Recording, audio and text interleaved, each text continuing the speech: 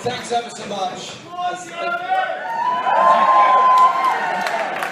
Thanks ever so much, and thanks for giving me a few minutes of your time today, but I will be here again on Tuesday for a longer visit. But I recognise that over the weekend there's many people who are just here for the weekend for today's event who may not be able to stay on for the whole of the conference. So I wanted to come and welcome this World Transformed event and welcome the concept and the idea behind it, because the Labour Party conference is obviously a huge event with thousands of people attending, and I have to say this year is the largest attendance in living memory of the Labour Party.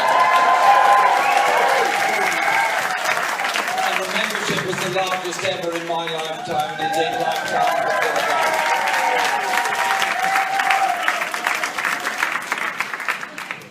Thank you, nice man here.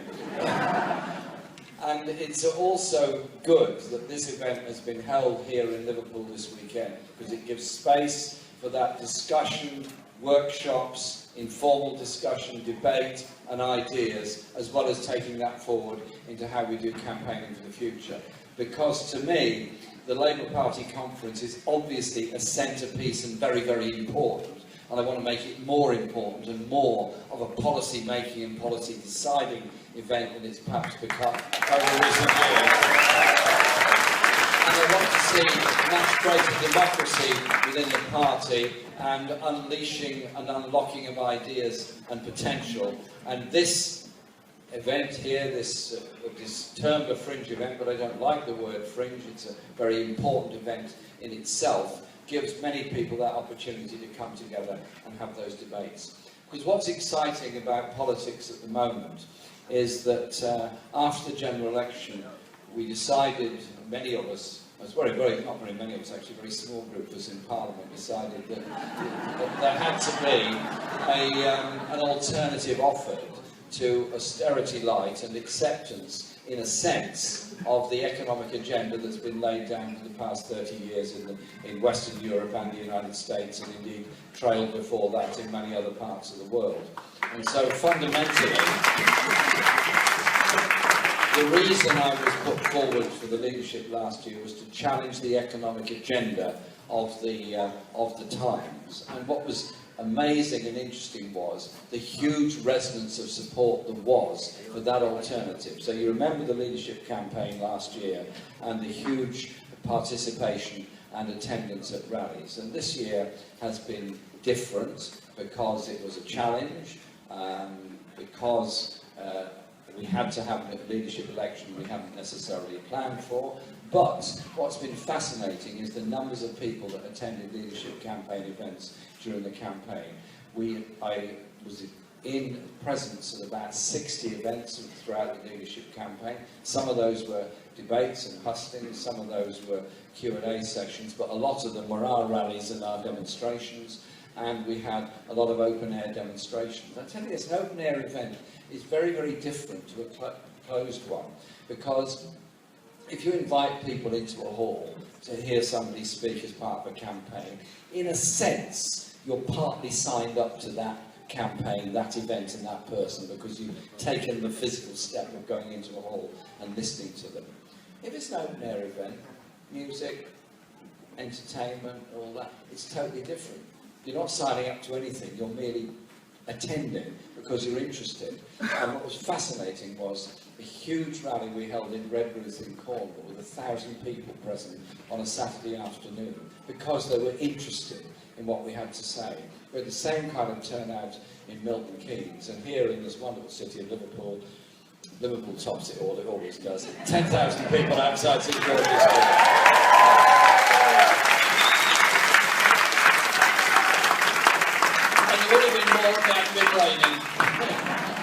And so the total attendance was tens of thousands across the whole country at all of the rallies and all of the events that we held, and that was, to me, something highly significant.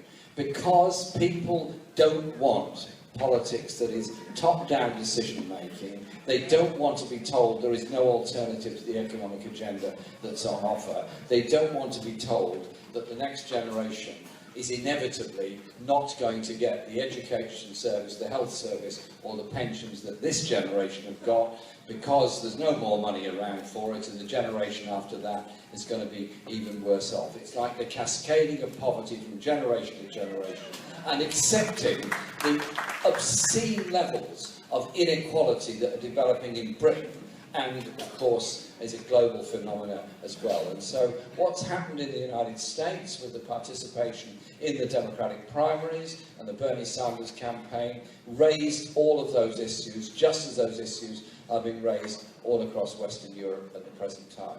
And so this event here might be described by many as some kind of fringe, stream, or whatever event. I see the kind of discussions that are in this programme here absolutely central and mainstream to how people think.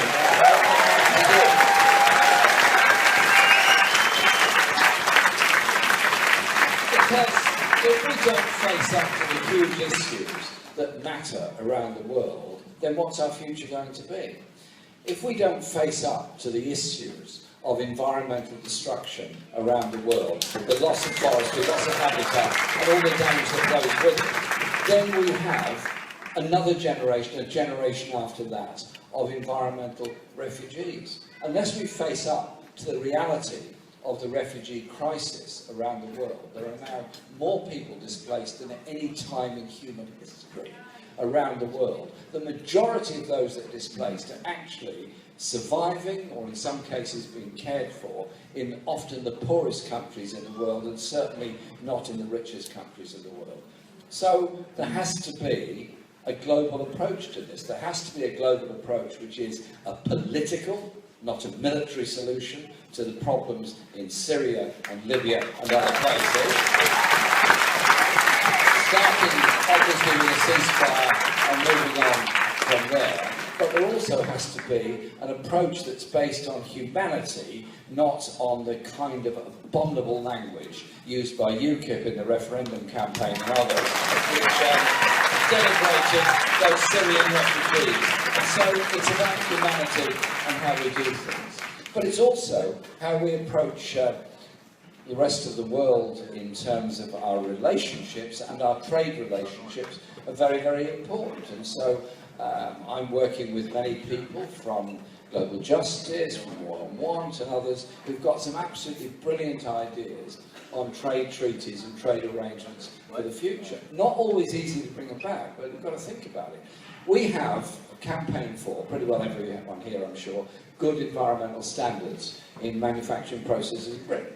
We want clean air, we don't want polluted rivers, and in some of that has been incredibly successful. The Mersey is now cleaner than it's been for 100 years, for example, as are most major rivers in Britain. But, and there's a very big but here, if we then say we're going to buy the cheapest goods from the most deregulated economy somewhere else in the world, in effect, we can be, perhaps unknowingly and unwittingly, transferring our pollution to somebody else. I don't want rivers polluted elsewhere because of what we buy from them. So there is nothing wrong in saying a trade treaty should include human rights measures, as it should. In the same way, it should include environmental protection, living standard measures as well. And that is something that I'm very keen we should work on in the future.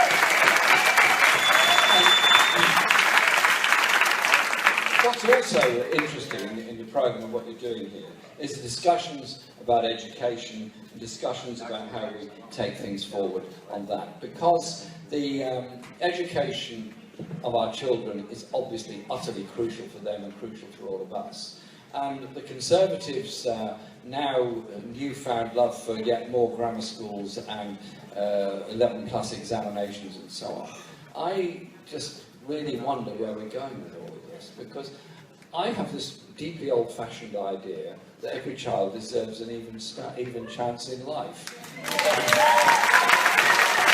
And that instead of creating schools that a minority of children at the age of 10 will pass an exam to enter, I just ask those that think that's such a good idea, think what the majority who will not pass the 11 plus actually feel about what's been said and done to them at that crucial formative years of their lives. And so we are doing the big education day next Saturday, and in the leadership campaign I put forward the concept of a national education service which does ensure that all children get preschool, social integration, social understanding, not necessarily schooling. I much prefer children learn to socialise before they actually go to school and understand each other. And then taking that through to college education, university education, where we don't force everyone who goes to university into debt, which of course is at the same time lowering the number of students from working class communities that are going to university. All these things are very important. You're opening up the ideas for all of that, and I was really pleased that Angela was here to speak about that and is taking part in this. But please, if you can, do your best to join in the Education Day campaigning we're doing next Saturday. Very, very important. There's lots of things I could talk about, but I just want to really say this because it's the way in which we have to understand where our own history comes from. Liverpool is an amazing city, absolutely incredible in lots of ways. Very creative city, music, poetry, art, in so many ways Liverpool is quite incredible, and that spirit that goes with it. It's also a city with a past, which through the Slavery Museum and other things it's facing up to.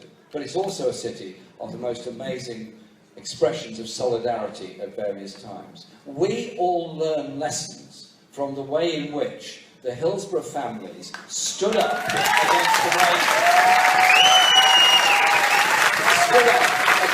they were treated after that tragedy at Hillsborough. And we finally got the inquiry into it. Just in the same way, we have to ensure, and we'll make sure we get it eventually, if not sooner, is an inquiry into what happened in Orgreave, and also what happened with the Shrewsbury Pickets. Because I've been through this experience personally. When you start with a campaign on injustice, nobody wants to know you. They really don't. I remember when we started the Guildford 4 campaign all those years ago, we had public meetings where there were more people on the platform than there were in the audience.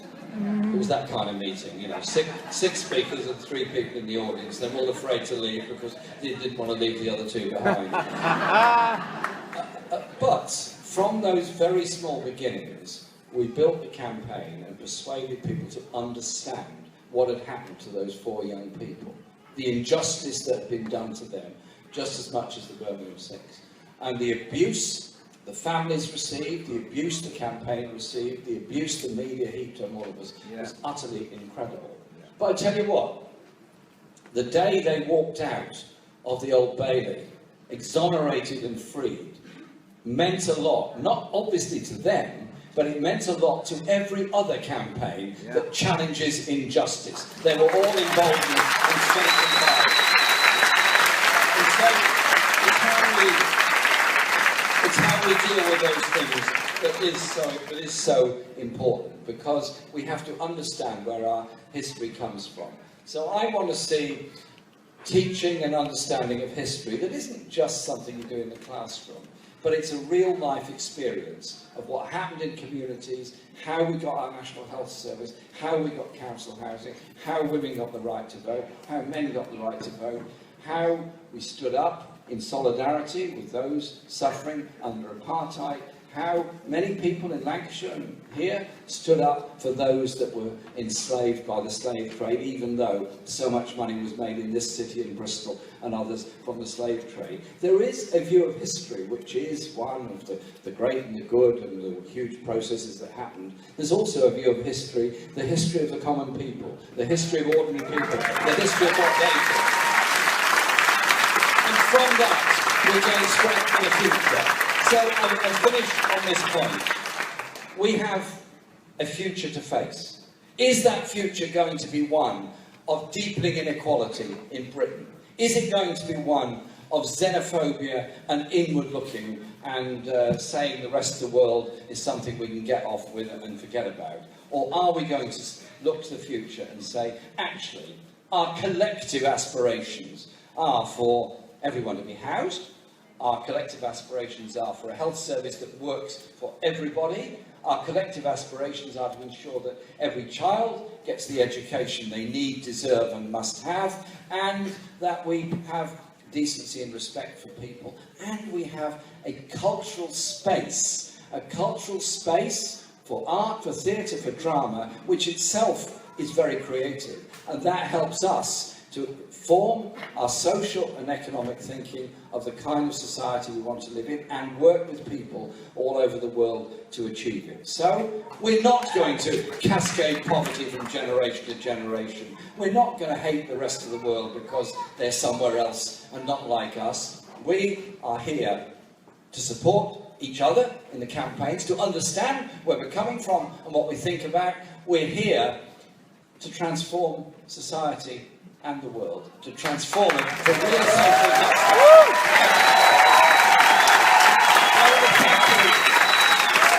Thank you for all the friendship and activity that we've got all through this campaign, this amazing Summer's campaign. But the importance of now standing up against this government on its inequality, its injustice, its privatisation, its selectivity in education, and all the things that it is doing to benefit the few at the expense of the many. We know which side we are on. Thank you very much.